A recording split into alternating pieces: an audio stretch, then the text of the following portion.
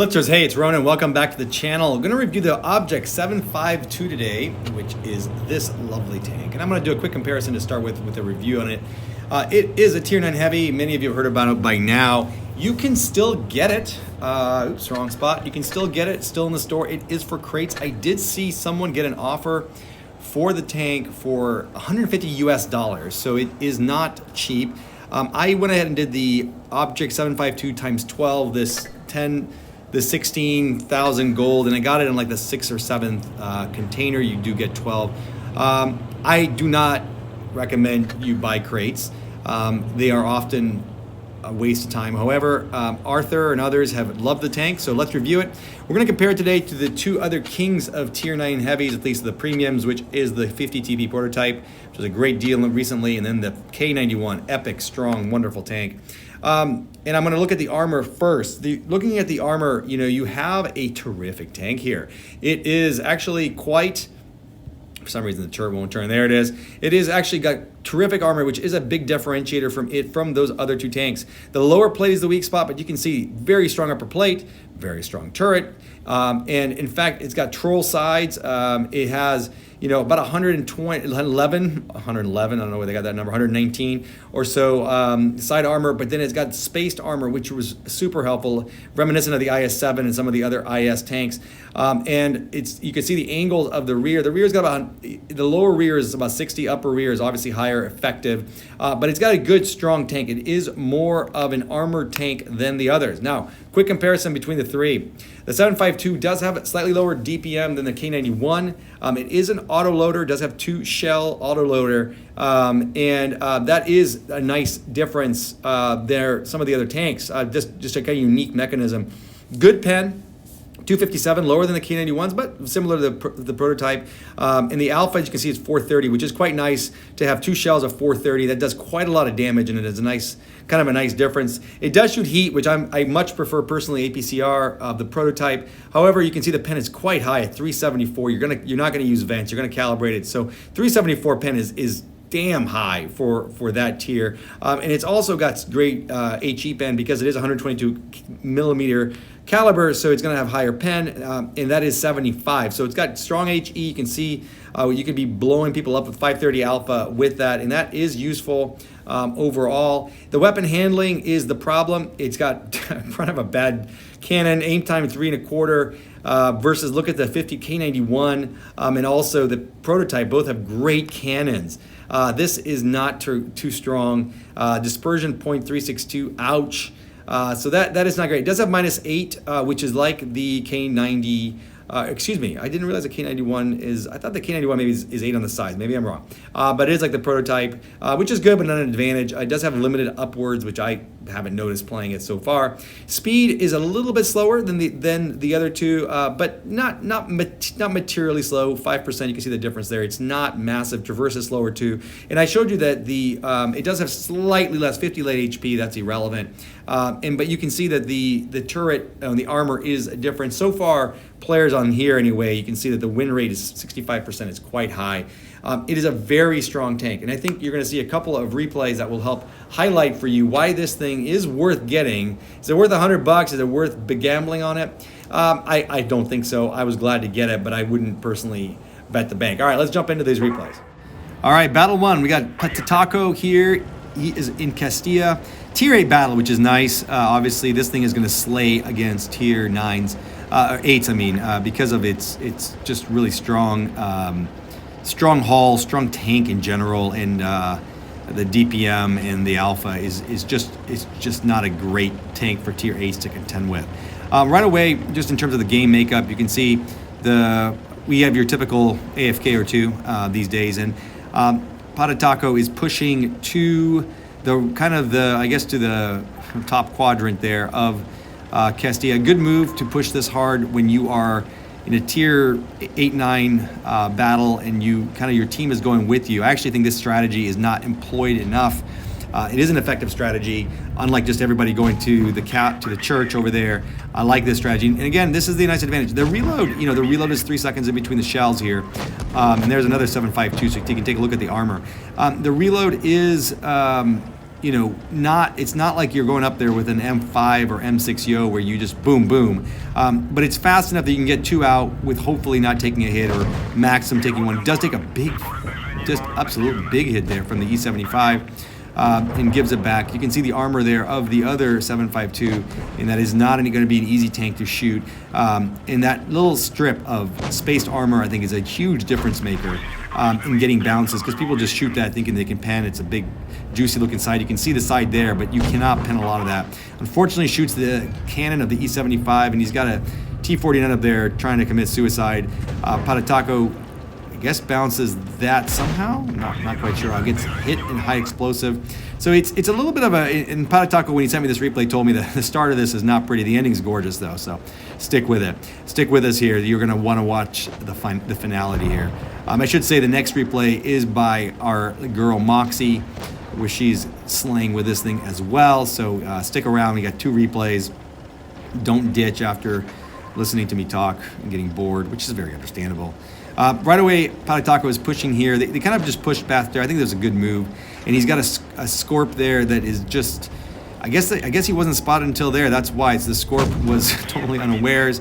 I mean, that's a problem with the Scorp. You're going to clear this tank very easily. And we mentioned the high explosive pen there. So pretty much you can put it anywhere. And he does. So we got a 120 there from the other team who, not quite sure what Jorge here was thinking, but he is not going to like the way this is going to go. Patatotako goes with AP. You could have shot him with HE in the rear there, as he is trying to do there, and you can see he switches off. I think that was a smart move. I don't like to shoot high explosive into the side of the tracks. It's very likely just to hit a track and get nothing. Might as well take the damage. You probably weren't going to high roll him anyway, and this 120 looks like he's completely retarded.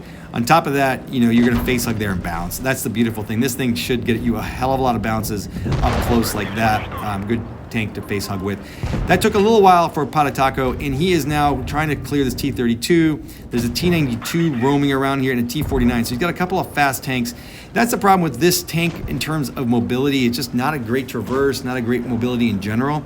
The 50 TP to me would be a much more moving tank, and you also don't have to worry, the load. I mean, the great thing about an autoloader is you got 2 shots. The terrible thing about an autoloader is you got to wait for them to reload, right, in between shots. So in a situation like this, the 50 TP would have done very, very well. And I love the mobility on that tank also. That being said, this thing is no slouch. It does kind of get out there, and Patatotako is trying to see if he can drown himself in a shallow pool. He cannot. There's a good saying for that. The statistician drowned in a lake with an average depth of 2 inches. Nonetheless, he pushes forward here. This T49 is just kind of pinned. On his own team, he's got good, decent players there from QCCA. They're a decent clan. He's trying to help with the AT-15, and there comes the T-92, which is T-92. The biggest problem with that tank is just the alpha. Same with the T-49. Those tanks can just burst a fuckload of alpha quickly. Patatotako uses both shots there with a beautiful AP shot. Mistake there by the AT-15. I have no idea why he moved up. I have no idea why he did that. I was saying he's a good player. That was a really stupid move. So the T-92's got 931 HP. This is what gets us going pretty sexy. 768 HP for Patatotako. The problem is, and for those of you who play the game often, like me, know that the T-92 does shoot about 550 or so alpha. So he is a 2-shot. Yet the alpha on this tank is 430, so he's probably not going to clear him. As you can see there, shot 1 out. He should clear him here, but guess what? It's called RNG. Low rolls, 361, and he is left, and the T-91 is a very mobile tank, and all the T-91 has to do is roll up and shoot him in the ass. Now, remember the armor of this tank. It's got that beautiful it's got that beautiful strip of space armor, and he bounces that 560, which is AP bounce there. Great angling by Patatotako to make that bounce. That was a function of this tank and the angle that he used there, basically a reverse side scrape, and he wins that one-on-one beautifully. So just a terrific game. Well done, Patatotako. 56-26 damage. 4 tanks destroyed. Block 1460. You obviously got the mastery there. A lot of XP. Since I still can get the base XP on here, I'm not going to figure it out. So just a really good game overall. Carried the team, carried the game, carried the match. And hopefully that highlighted just the overall capabilities of the tank. But let's lock it in with Moxxi in whatever the fuck it's pronounced, Holland, with the 752. Another tier 8-ish battle, 4 tier 9s, 3 tier 8s. And you can see she's got a couple of non-clanners, which doesn't necessarily mean they're bad, but just usually means they're bad. You can, looking at the makeup, you know, they've got 4 heavies versus 3 on Moxxi's team. Not catastrophically different. Both teams have 2 TDs. And I will tell you, with Holland, I still haven't figured out this map perfectly. You know, they're one of the hardest things about a new map is not necessarily figuring out where you want to go. It's figuring out where your moron teammates are going to go. You can see already the KV4 looks like he's pushing left. I've had recently a rash of just 2 players going, you know, like a hard left flank into town here for absolutely no reason. I do think where Moxxi went right here, more near the center, with the armor of this tank, I think it's a perfect spot. Oh, the humanity. Oh, the humanity. And, you know, she moves up to this spot here, which gives her a lot of, you know, if you think about other maps like this, you know, kind of like Vineyards, this is similar spotting to the middle of Vineyards, where it gives you a lot of spots. You can prevent capping and all kinds of things. So I like the position here. She's got a 50 TP on the other side of that. That's not a tank you want to have to roll up to because it's going to pound you. But the guy in the 50 TP shows up, and notice the turret on that thing. Man, that turret is a phenomenal turret. And Moxxi doesn't even waste her shot. That would not have penned. But she is looking for an angle there, and there it is. The 50 TP is a higher running tank, and it's shot. So Moxxi knows that. She reloaded, and she's going to pound that 50 TP very quickly. Meanwhile, why this position that she took is great is she was able to clear. You saw that she got flanked, another rear shot that bounced. But because she could just easily move up to the other side here, given the other team flipped sides, it's a really nice position, a smart move by a good player. I liked it. Meanwhile, behind her, the Waffle killed the AT-15, 6-on-6 right now. The game still seems well in control, basically almost flip spawns. And so Moxxi, all she really has to do is just back up and wait to see where the repositioning takes place. I do think that one nice advantage to the 50 TP here, and I haven't talked about the K91 much, but to me is that this tank does have 2 shots, and it does make you more of a threat that you can do 860 or so alpha with the tank. It makes it more imposing when you don't want to charge unless you're ready for it. I would say the K91, obviously a 3 clip. K91 is just a beast. One thing I didn't talk about the K91, my favorite thing is it's got such fucking phenomenal gun velocity, shot velocity. It's such a great cannon. And that's the difference to me. It's the armor of the K91 is not nearly as good though. The side armor is just shit. The rear armor is even worse. And the turret armor is phenomenal. But the K91, that's what you got. You got an incredible turret, good overall front armor.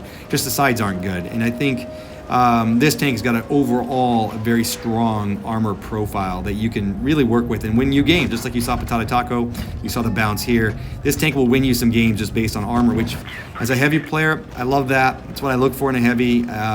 You know, I'll take an IS-8 that's like a heavy M, if you will, or heavy medium, but you know, this thing is a true heavy, and I think that that's appreciated. I will say the K91 is just a phenomenal tank, and you know, if that thing is for sale for 5,000 gold or something, or probably not that, like 10,000 gold, I would highly recommend that over this. It's not currently on the market, I don't think.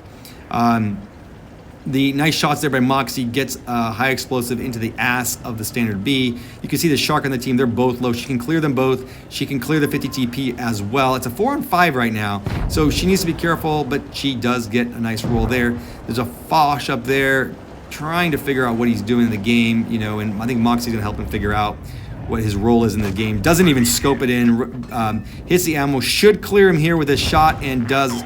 Well done, well played, right into the side of that stupid Foch.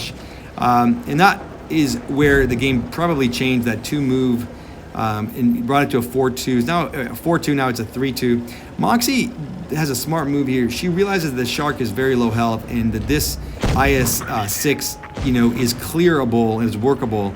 And her teammate had the other one. Gets a very unlucky ricochet there into the side of the angle of the IS-6. But either way, it was going to be 2 more shots, and she can just reload here her magazine and clear him. Of course, he bounces because this thing is just troll as fuck. And the IS-6 dispersion is not great and gets the kill. One more left here. She's got a teammate too, so this is not looking too awfully terrible. The teammate looks like a fucking idiot in a Leopard, but you know, a Leo PTA. However, the Shark again is still somehow survived with 13 HP. And you realize again that move by Moxxi, you know, you clear that other tank and then you leave this one there and you just shoot him in the fucking head. Gotta love it, ladies and gentlemen. She knows how to shoot people in the head. Great game by the one and only Moxxi. 4,500 damage, 4,585, 4 kills, 2,300 blocked. Only a Mastery Class 2 tank has got some players who are playing it.